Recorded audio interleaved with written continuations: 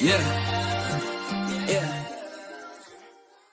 AEW Dynamite was on the air April the 2nd, 2025. A very boring show as per usual. This show pissed me off to no end, but it is what it is. There's nothing that can be done about it. It's neither here nor there. We are going to go over the predictions for AEW Dynasty. So we kicked the show off with the first match of the night, and that was a mixed tag. It was Swerve Strickland and Willow Nightingale defeating Jon Moxley and Marina Shafir of the Death Riders. This match was sloppy and boring. So Willow, she did a table spot. She took out Marina Shafir via powerbomb. Marina Shafir tried to pick up Willow, but Willow is super thick. And Marina Shafir, she needs to, actually work out. I'm not saying she can't lift, but damn, she sure struggled in that. But, it is what it is. So Marina Shafir, she ate the house call from Swerve. Sold it pretty nice because Swerve was going to hit Jon Moxley. Well, my bad. Marina Shafir got Moxley out the way, and she ate the house call kick. So there's that. Willow gets the win via the powerbomb for the 1-2-3. That's fine. There, post match, Jon Moxley, he hits the paradigm shift on Willow. This pissed off the crowd. Really good reaction. That got him some heat, which is really good. So it makes sense. And then the doctors, they check on Willow in the back, along with Swerve and Prince Nana. All right, that's fine there, I guess. The match sucked, but at least we got some heat on this between Swerve and Moxley. Moving on. So Renee Paquette, she's in the back with FTR and Paul Turner. So Dax says that he's been fined $10,000 and he wants to apologize to Paul Turner himself. Dax says he wants to give Paul Turner the money himself, and Turner takes it and thanks him. Dax apologizes to Cash and says he loves him and he would never put his hands on him. Cash says they have to talk after Sunday. Oh, no. But I get what they're doing with this. This does make sense. And it seems like they are going to do this slow heel turn of FTR, slowly turning their backs on Edge, which does make sense. Hopefully we get that, and it happens while we are on the road to Double or Nothing. So we've got some time for that. I doubt if it'll happen at Dynasty, but you never know. We have to wait and see. So this is pretty okay for the most part. And referee Paul Turner getting $10K must be nice. That's some good shit right there. Nice. Moving on. So we then get brackets for the women's Owen Hart Cup tournament. So, here are the participants.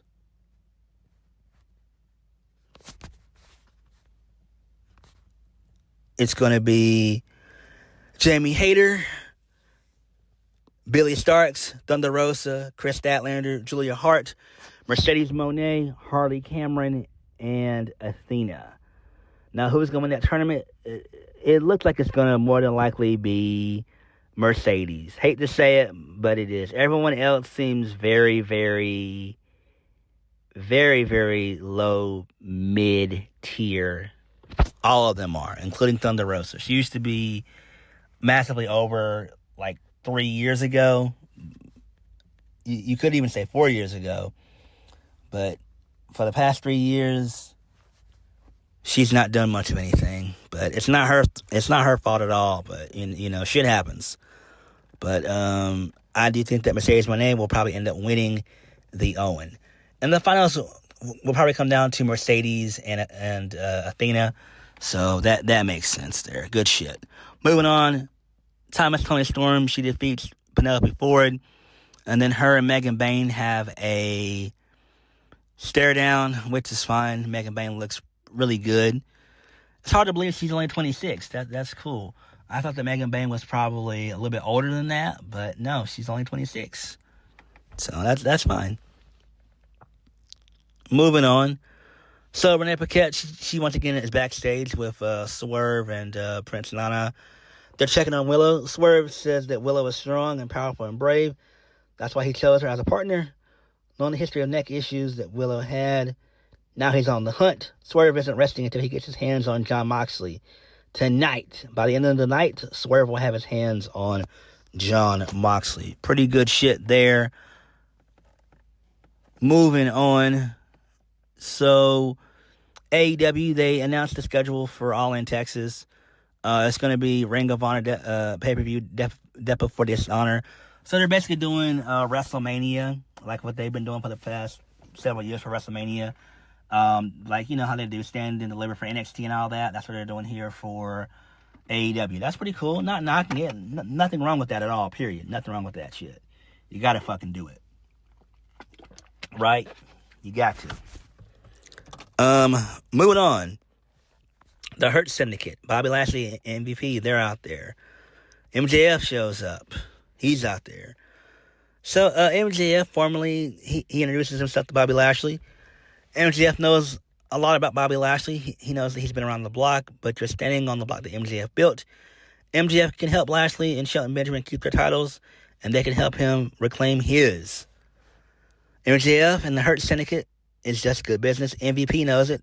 MJF knows it. Even the mouth breathers in the Midwest know it. MJF says Bobby Lashley may not want him, but he needs him. And out of respect for MVP, Bobby Lashley isn't going to leave MJF laying right now. Lashley doesn't like or need or trust MJF unless MJF can prove otherwise. Bobby Lashley doesn't need him. All right, that's fine. And it was funny because Lashley almost called MJF MVP. Lashley has never been good at doing promos at all. He never has. Even when he's, looked cool and menacing in TNA, he never could cut good promos even there. But it is what it is. It's just something that Lashley struggles with. It is what it is. It's fine. We all have our issues. But damn, he's not good at cutting promos, though. He's not. This is fine. I do like this. I know people are mad that MJF's not going to be in the Owen Hart Cup tournament, but, who cares? It's fine. But MJF, he says okay, and then he walks to the back. All right, that's fine. So, the Loading Tree, they show up. They walk past Bobby Lashley, and they offer him a seat. Lashley unfolds the chair. Not really. He doesn't even watch this. He's just, I don't give a shit. So, the Loading Tree, they destroy some jobbers. It is what it is. Who cares? It didn't take but, maybe 10 seconds or whatever. Post-match, W. Morrissey, a.k.a. Big Bill, gets on the mic and says they want a shot at the titles. MVP looks like he's about to respond, but Lashley covers the mic and then they walk away. That's funny. Funny as shit. Again, Lashley and Shelton don't give a fuck about this, and neither do I, if we're being honest. I honestly wish that W. Morrissey was with TNA. I really do. Moving on. So, Renee Paquette, she's backstage once again with Mercedes Moné. So, Mercedes, she's going to face Julia in the first round of the Owen Hart tournament. But it'll take more than tricks to derail the money train. So, Harley Cameron shows up. Because she's tagging with Mercedes on Collision this week. So, Cameron brings her puppet, and she tries to come up with a team name, but Mercedes wants her to stay out of her way. Okay, this is fine. I like Harley Cameron, I really do, but she's a little bit over the top. She's like the female version of Santina Marella, which is fine, but she's way too over the top with it. Bring it down just a little bit, baby girl, please. All right, moving on. Will Ospreay and Kevin Knight, they defeat Blake Christian and Lee Johnson. Who did you guys think was going to win anyway? I mean, come on. This is a no-brainer. We knew Will Ospreay and Kevin Knight were going to win. Kevin Knight being signed to AEW, that's fine. I know the fan base for AEW, they're on cloud nine right now. They're doing cartwheels and all this other shit on Twitter and all that stuff. So it is what it is. So apparently, Kevin Knight was only going to be offered a tryout with WWE, not an actual contract. He was just going to be invited to do a tryout with WWE. I mean, it's fine. It makes sense. Kevin Knight's great. He's done good stuff in New Japan. He's done good stuff in TNA, MLW. Kevin Knight's really good. Really solid guy. But you've got a million Kevin Knights on the roster. You really do. I mean, what are you going to do with him long term? Like, where is he going to be in 6 months? Seriously. Like, where is he going to be in October of this year? Where? Your guess is as good as mine. But I wish him the best. He's in his late 20s, so, I mean, it's fine. He's still got some time. But hopefully Tony Khan does push him. You know, I mean, we'll have to wait and see. All right, moving on. So, Tony Schiavone, he gets on the mic, and he says that Will Ospreay and Kevin Knight, they're going to meet in the first round of the Owen Hart Cup. The Owen Hart Cup opening round. And it's going to be on Dynasty. Well, we know that Kevin Knight's going to lose again within a week for the second time. He lost on Collision last week, and on Sunday he's going to lose to Will Ospreay. Where do you go from there with Kevin Knight? Seriously, do you just put him back on Collision? Because that's really where he should be right now, really. You just brought him in. But it is what it is. Moving on. This leads us into Brody King versus Lance Archer. Who cares? Brody King wins. Fuck this shit. Moving on.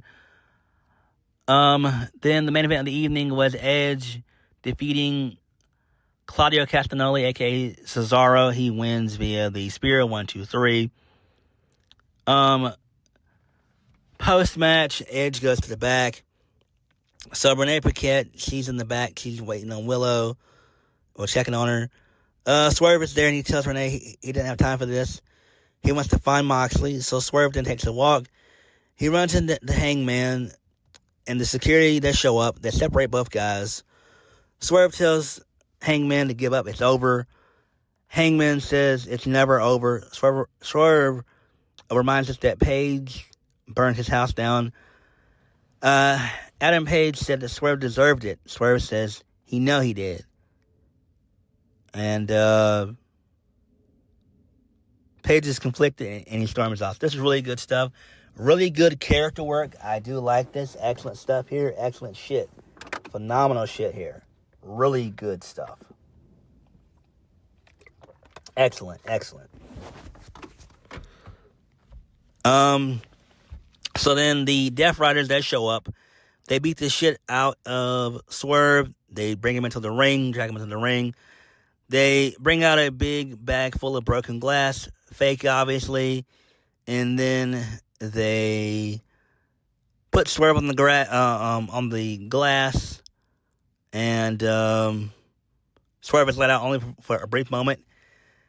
Then Swerve sets up like he's the Undertaker, and he just stares a hole through Jon Moxley, menacingly, and smiles.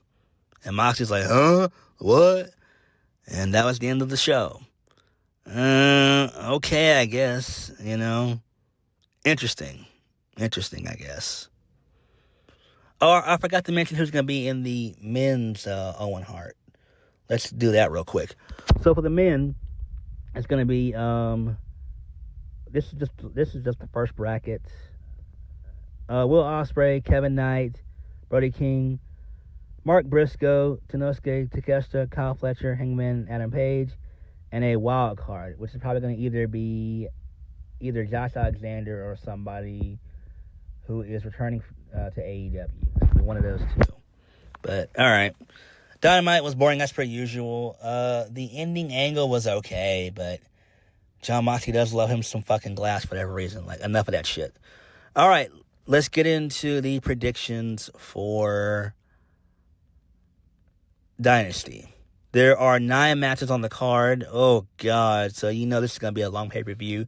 This is going to be probably a good good 4 hours and some change. Oh, may the Creator above help us all.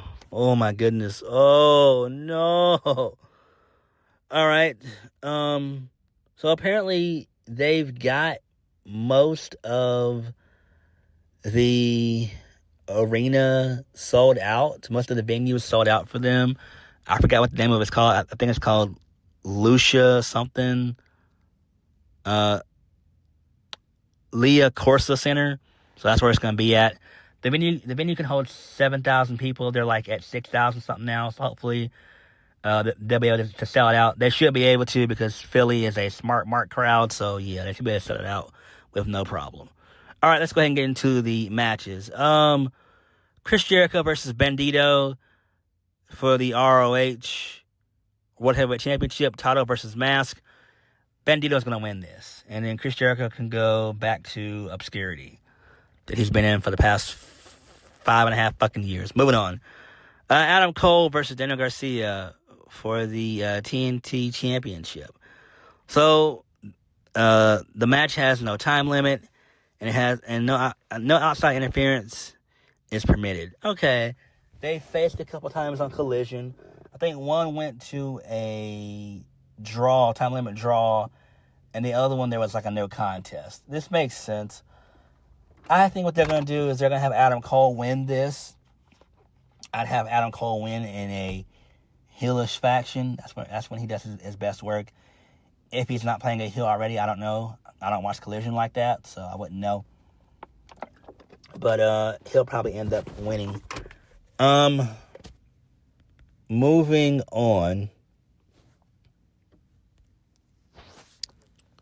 The Hurt Syndicate. Bobby Lashley and Shelton Benjamin versus the Learning Tree. W. Morrissey and Brian Keefe for the AEW World Tag Team Championships. Obviously, the Hurt Syndicate is going to retain, and I would imagine that Cedric Alexander is going to show up. He's going to show up because I think his non-compete clause is over with now. So, yeah, he should show up on Sunday. Hopefully he does. Moving on. Rated FTR, Edge, Cash Wheeler, and Dax Harwood taking on the Death Riders, Claudio, Pac, and Willa Yuta for the AEW Trios Championships. I think the Death Riders are going to win, obviously, and that's when things are going to break down between Edge and Rated FTR. That's when we might see the slow turn of Dax turning on Edge, maybe he just maybe he berates them. I'm sorry for all that. Sorry for that. So he's probably gonna get berated, or he might get slapped or whatever, or something. But I do expect for Dax and Cash to turn on Edge as we get to Double or Nothing, because obviously they're looking to do rated FTR and Edge and Christian. So they need to go ahead and do the turn on Edge.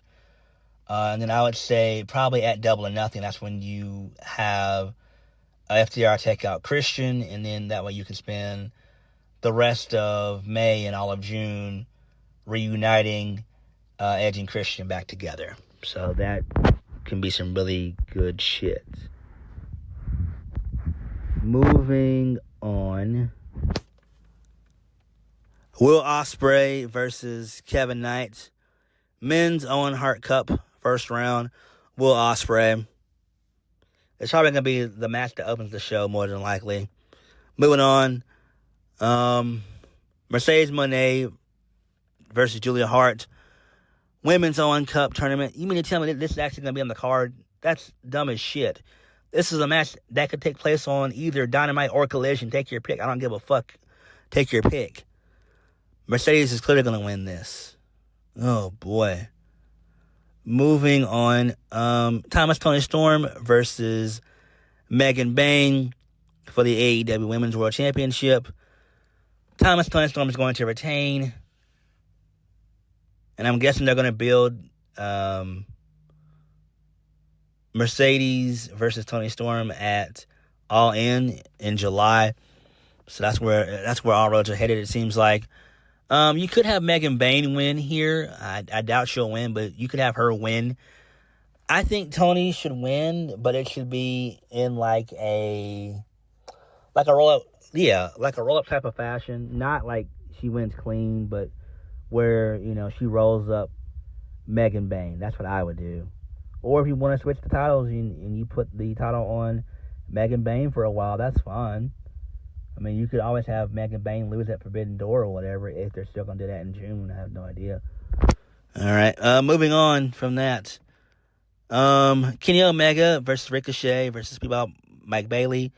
Triple threat for the AEW International Championship. Omega's going to win, obviously. It doesn't matter who loses in this match, whether it's Ricochet or Mike Bailey. Doesn't matter. So it is what it is. Kenny Omega's going to retain. More than likely, they're going to do Kenny Omega and Okada at All In, and they're going to unify the titles, basically. That's the rumor going around for a while. So they're probably going to stick with that. Main event of the evening, Jon Moxley versus Swerve Strickland for the AEW World Championship. I'm wanting Swerve to win this. Moxley has fucking destroyed AEW for months. This has been the worst storyline ever in the history of AEW. This is not good. I know Moxley wanted to put over Darby, but Darby is now climbing Mount Everest. And now you got to change plans. And I think what they could do is you have Swerve win here because the crowd would love it.